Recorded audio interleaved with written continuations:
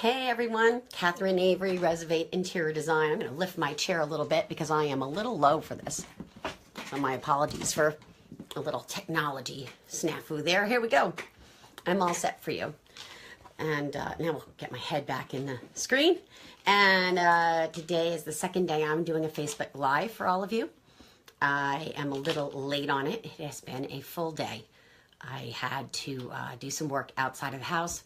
And by the time I got back to my home office, it's at 6 o'clock. And it's the kind of night where we're getting a meatloaf from Boston Market because cooking isn't going to happen, although I'll be making some roasted Brussels sprouts momentarily. So that's sort of the work-life balance.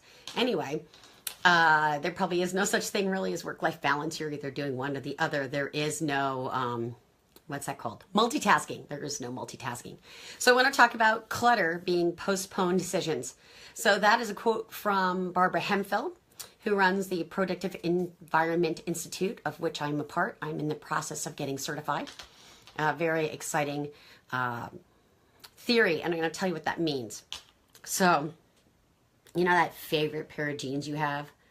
And if you're a lady, they're in size 4. Men, I'm not good at your sizing, but you know, you can imagine what this is. So I have that pair of size 4 favorite jeans that just aren't fitting right now. I know when I lose that 10 pounds I'm planning on losing, those jeans are going to fit. Now, the question is, do I hold on to them, know I'm going to lose the weight, or do I just let them go and release them? As long as I'm not fitting in those jeans and they're sitting in my closet, they're clutter. They're a postponed decision, that decision to lose 10 pounds. So how does that apply to your office space? If you've got paperwork sitting there, what's a good example? Business cards. I'll tell you what, business cards is a great example. You've got a stack this tall of business cards. That's postponed decisions. What's happening with those business cards? They're just cluttering up your space. So I could actually show you, but these are mine. So not the greatest example, but these are my business cards, upside down or right side up. And if you look at this stack of business cards, right now, imagine these were from other people. I would need to do something with these. So I'd have to make decisions about them, right? And if I'm not making them, then I'm just postponing them. So a decision I could make is to file it in what I have as a Swift file. And the Swift file is over here. I'm going to lift that up to show you. It's very heavy. My Swift file has days of the month and then months in the back. And so let's say I was going to get in touch with someone. I would put it in a specific day. So tomorrow's the 8th, and maybe I would plan on calling that person on the 8th. Or I could ask my virtual admin. I could scan all of these, and I could send them to my virtual admin and say, hey, can you input all of these into our database? And then that's an action that's happening, right? So we've just filed one for an action tomorrow, and then we've acted upon these by scanning them today and sending them. Or it could be an old card. Let's say if someone I don't ever have any intention of connecting with, and I would just toss it out because it's no longer relevant. So remember, we talked about file, act, toss. That's where this comes in. Clutter, postponed decisions. That's really what it's about.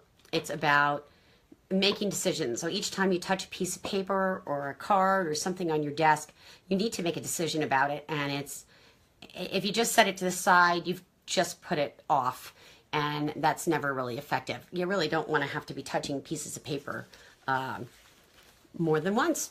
So if you have any questions, you can find me here. It's my intention to come onto Facebook Live tomorrow at 10 a.m. If you're watching this as a review later, I'm losing the word, recording. If you're watching the recording later, you can post a note down below and say what topic you'd like me to cover around the world of productive office spaces.